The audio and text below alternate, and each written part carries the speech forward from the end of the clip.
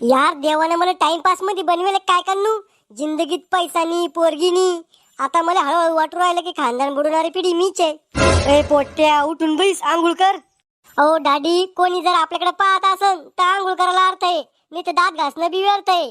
अरे बुडशिल्या, तो 8 दिवसापासून आंघोळ नाही करेल रे. मागच्या जन्मात मी काहीतरी पाप करेल असन म्हणून तो सारखं पोरग भेटलं मले. अहो डॅडी, मी तुमच्यापेक्षा डबल पाप करेल असन म्हणून या खानदानात जन्म झाला मावा.